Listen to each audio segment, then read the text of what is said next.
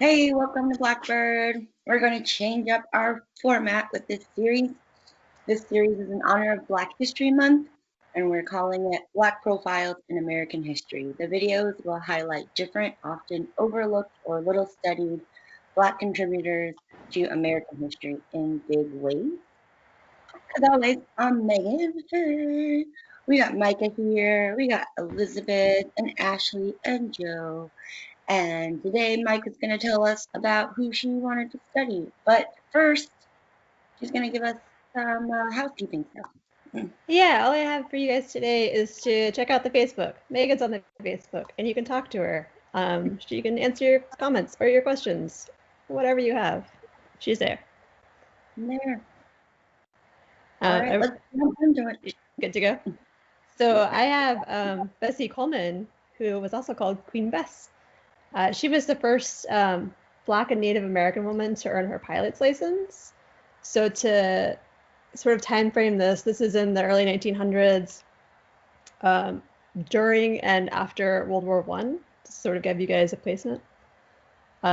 Queen Bess was born in Atlanta, Texas in 1892. She was one of 13 children.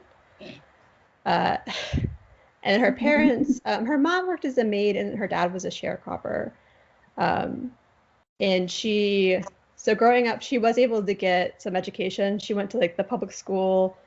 I think it was like a one-room schoolhouse situation. And she did, I'm going to say through high school. I'm not sure exactly how far it went. But she was able to go to college for about a semester, which I think is kind of cool for the time period that she was able to go. But they did run out of money and she had to drop out after a semester. So after that, she moves to Chicago in 1915. She's 23. She moves in with two of her brothers, and she works as a manicurist in the south side of Chicago. And apparently this salon was like sort of the place to be, and like where you went, and lots of gossip, and like the people like seen to be seen kind of thing, be there to be seen. When she was living up there, the story differs a little bit. Some people said that she was just reading about pilots in World War I and got really jazzed about it. The other version, which I like better, is that her brothers would tease her because they had been in France and they had seen female pilots.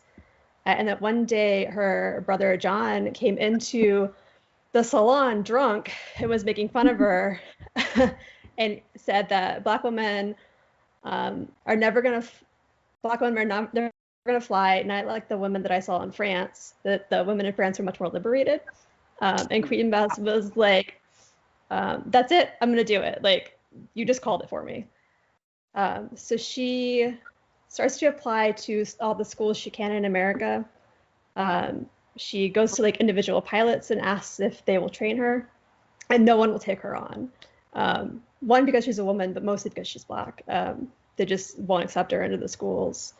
So she meets this newspaper publisher. His name is Robert Abbott. He had a really popular newspaper, and he was a millionaire. And he was like, "Hey, what you should do is go learn in France." So she starts taking French lessons at night. She becomes the manager at a chili restaurant, and nobody explained like what a chili restaurant was. But she made more money there. So she saves up for money. Abbott bankrolls her, and then there's another unnamed entrepreneur who bankrolls her, and she gets us all together, and she gets on a ship and sails for Paris. The classes that she's taking, she is the only not white student. The planes that they learned on, so these planes are not safe in any way that like we would say are safe. So it's a 27-foot biplane, so it's the double stacked things. It was called the Type 82. And then there were two cockpits, like one for the teacher and one for the student. There was no steering wheel. There weren't any brakes. So to fly it, you used a stick And then you had this bar that you moved with your feet to control the rudder. And then if you wanted to land and stop, so you would land and then you would drop a like a metal pole, I think. They call it a metal skid that would like drag and it would eventually slow you down and stop you. When she was there, one of her fellow students died in a plane crash. She described it as a terrible shock to her nerves, but she never lost her nerves and she just kept going, which is like, I think really sets in like the gravity of like how insane this is and how not safe it is. But she like was like, I'm gonna do it.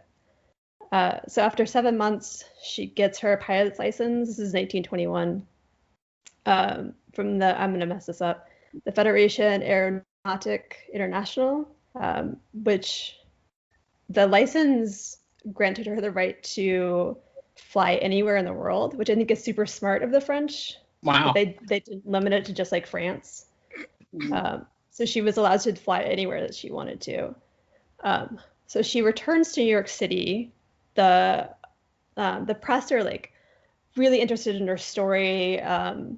They're writing about her a lot, so she's well known.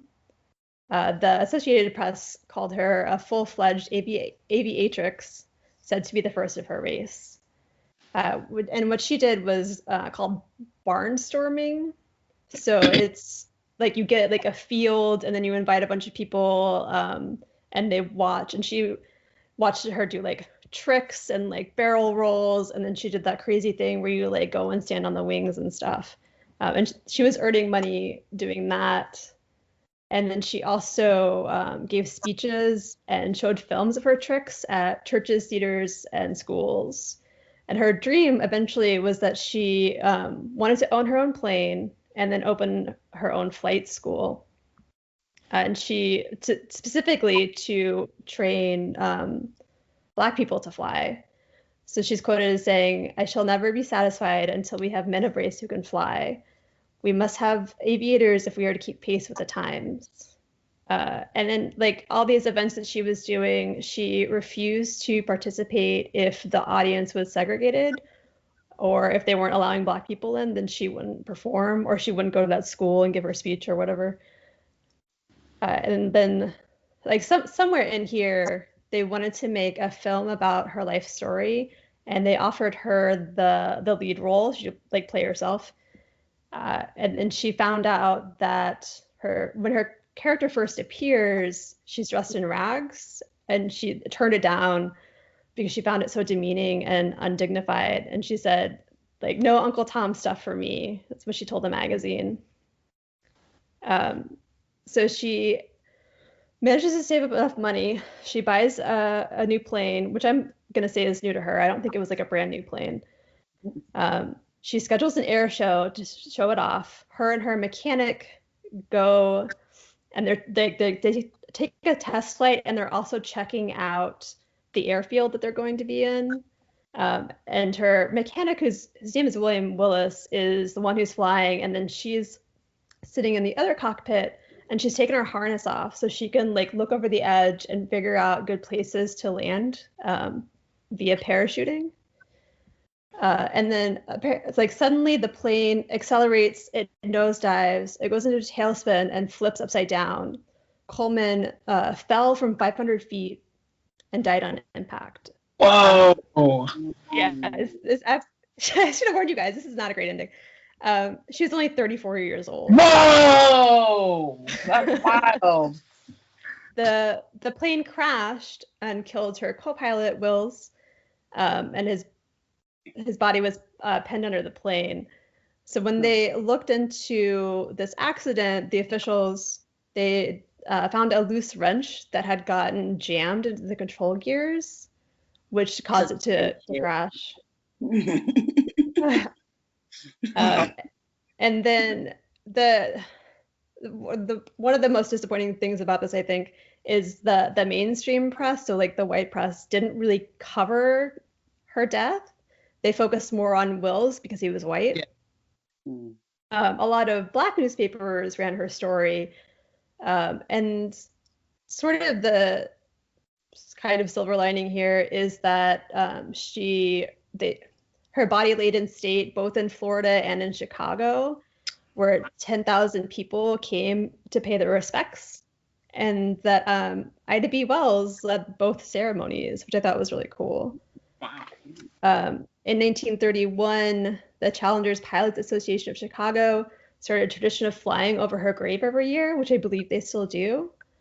And then in 1977, black female pilots formed the Bessie Coleman Aviators Club. And then in 1995, there was a Bessie Coleman stamp. So I also have a stamp in my story. That's really cool. If you want to listen to a drunk person tell this story, there's a drunk history on this. It's called Trailblazers, if you want to look it up. And then in the links below, there's a New York Times article. At some point, the New York Times started publishing stories of like overlooked deaths, and this is one of the ones they picked, and they got into some pretty good details in there. It's a really good article. And that is Queen Bess. Yeah. That did take a twist at the end. My goodness. I did not expect that. I didn't know how she died. Like I knew the story, but I didn't know how she died. So that was really sad. Yeah. I figured as soon as you said that she unhooked her harness, I was like, "Ooh, This isn't gonna end well. nothing good is gonna come out of this." But they did that, they did that all the time. So to do tricks and stuff. That's the only way you could do it. Yeah. Yeah. But it's also like she died so young, and before I feel like she's just getting rolling, Oh yeah. She like wanted to she wasn't do so even much more. close to peaking. Yeah. Just for like, I don't know, for timeline's sakes, this is before Tuskegee Airmen and Amelia Earhart. Yeah. Okay. Just as a reference point. I think that's kind of important to know. I didn't realize like how early this all is. Like it's pre-World War II. It's like right after World War I. Yeah. And 34. Jeez. Her life was literally just starting. Yeah. Yeah. And was there any like, because you said a wrench was jammed in the gears? That's what they found, yeah. So was there any question of foul play or? Listen, to me, that sounds suspicious. Because wrench is just, if you're a good mechanic who's going to fly in a plane, you wouldn't you would remember to take a wrench out of the gears, I feel like. Yeah, but I feel like I didn't read anything that was like it was a suspicious death or that she like had problems with anyone. I imagine she did, but I didn't read anything about that. And I think if you're gonna stick a wrench in your own plane, like you're gonna kill yourself too. Oh, of course, yeah. Like there's only one outcome and it's not good. Yeah.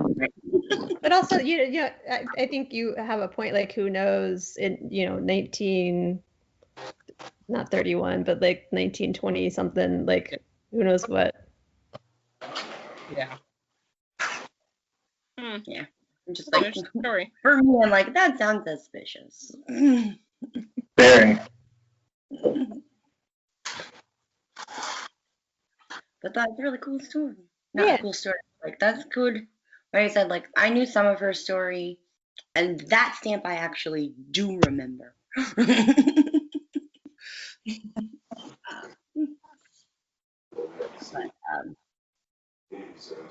Anybody else? Questions, comments for Micah?